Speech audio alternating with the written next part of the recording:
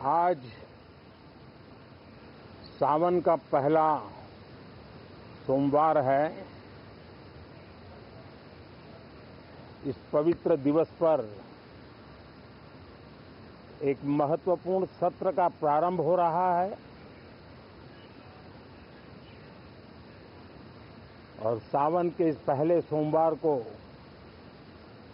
मैं देशवासियों को बहुत बहुत शुभकामनाएं देता हूं। आज संसद का मानसून सत्र का भी आरंभ हो रहा है। देश बहुत बारीकी से देख रहा है कि संसद का यह सत्र सकारात्मक हो, सृजनात्मक हो और देशवासियों के सपनों को सिद्ध करने के लिए एक मजबूत नींव रखने वाला हो। साथियों, भारत के लोकतंत्र की जो गौरव यात्रा है उसमें ये एक महत्वपूर्ण पड़ाव के रूप में मैं देख रहा हूं। व्यक्तिगत रूप से मुझे भी, हमारे सभी साथियों को भी ये अत्यंत गर्व का विषय है कि करीब 60 साल के बाद कोई सरकार तीसरी बार वापस आए और तीसरी पारी का पहला बजट रखने का सौभाग्य प्राप्त हो। ये भारत के लोकतंत्र की गौरव यात्रा की अत्यंत गरिमापूर्ण घटना के रूप में देश इसे देख रहा है। ये बजट सत्र है। मैं देशवासियों को जो गारंटी देता रहा हूं, क्रमशः रूप से उन गारंटियों को जमीन पर उतारना, इस लक्ष्य को लेकर के हम आगे बढ़ रहे हैं। ये बजट अमृतकाल का एक महत्वपूर्ण बजट है। हमें 5 साल का जो अवसर मिला है, आज का बजट हमारे उन 5 साल के कार्य की दिशा भी तय करेगा और ये बजट 2047 जब आजादी के 100 साल होंगे तब विकसित भारत का जो हमारा सपना है, उस सपने को पूरा करने की मजबूत नींव वाला बजट लेकर के हम कल देश के सामने आएंगे। हर देशवासी के लिए एक गर्व की बात है कि भारत बड़ी इकोनॉमी वाले देशों में सबसे तेज गति से आगे बढ़ने वाला देश है। गत 3 वर्षों में लगातार 8% ग्रोथ के साथ, 8% ग्रोथ के साथ हम आगे बढ़ रहे हैं, हम ग्रो कर रहे हैं। आज भारत में पॉजिटिव आउटलुक, इन्वेस्टमेंट और परफॉर्मेंस एक प्रकार से अपॉर्चुनिटी की पीक पर है। ये अपने आप में भारत की विकास यात्रा का एक अहम पड़ाव है। साथियों, मैं देश के सभी सांसदों से किसी भी दल के क्यों न हो, मैं आज आग्रहपूर्वक कहना चाहता हूं कि हम गत जनवरी से लेकर के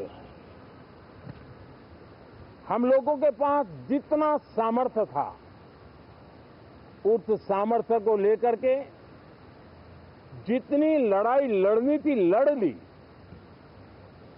जनता को जो बात बतानी थी बता दी। किसी ने राह दिखाने का प्रयास किया, किसी ने गुमराह करने का प्रयास किया, लेकिन अब वो दौर समाप्त हुआ। देशवासियों ने अपना निर्णय दे दिया। अब चुने हुए सभी सांसदों का कर्तव्य है, सभी राजनीतिक दलों की विशेष जिम्मेवारी है कि हमने दल के लिए जितनी लड़ाई लड़नी थी लड़ ली। अब आने वाले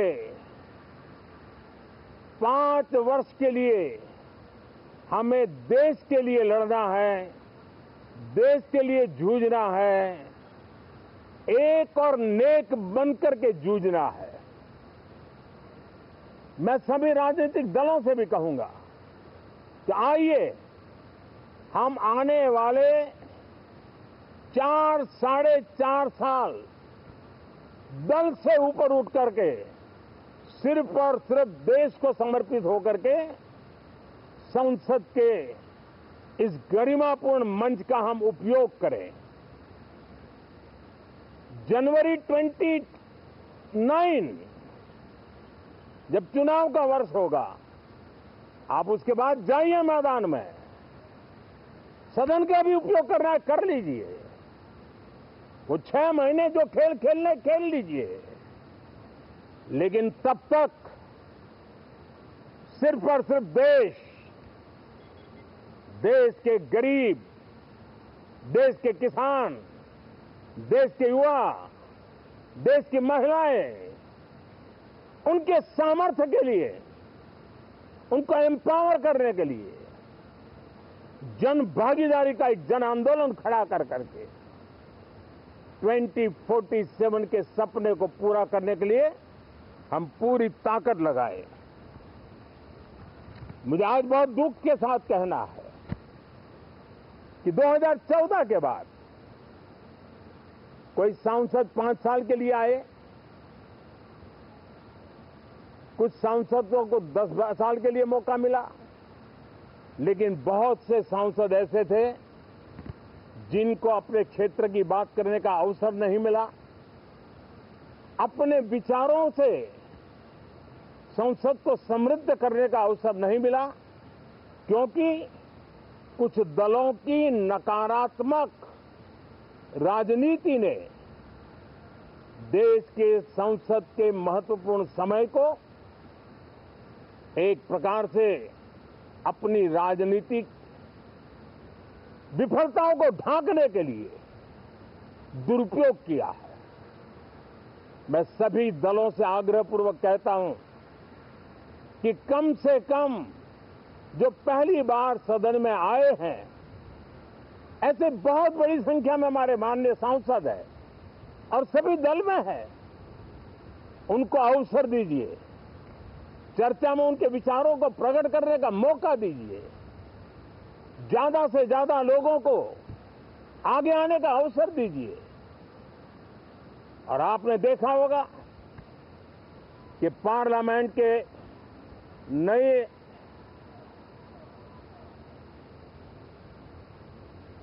संसद गठन होने के बाद जो पहला सत्र था, 140 करोड़ देशवासियों ने बहुमत के साथ जिस सरकार को सेवा करने का हुक्म किया है देशवासियों ने, उसकी आवाज को कुचलने का और लोकतांत्रिक प्रयास हुआ। 2.5 घंटे तक देश के प्रधानमंत्री का गला घोंटने का, उनकी आवाज को रोकने का, उनकी आवाज को दबाने का लोकतांत्रिक परंपराओं में कोई स्थान नहीं हो सकता है और इसका कोई पश्चाताप तक नहीं है, दिल में दर्द तक नहीं है। मैं आज आग्रहपूर्वक कहना चाहता हूं, देशवासियों ने हमें यहां देश के लिए भेजा है, दल के लिए नहीं भेजा है। ये सदन दल के लिए नहीं, ये सदन देश के लिए है। ये सदन संसदों तक की सीमा तक नहीं है, 140 करोड़ देशवासियों की एक विराट सीमा करके ये लिए है। मैं विश्वास करता हूं कि हमारे सभी माननीय सांसद पूरी तैयारी के साथ चर्चा को समृद्ध करेंगे। कितने ही विरुद्ध विचार होंगे, विरुद्ध विचार बुरे नहीं होते हैं, नकारात्मक विचार बुरे होते हैं। जहां सोचने की सीमाएं समाप्त हो जाती है, देश को नकारात्मकता की जरूरत नहीं है। देश को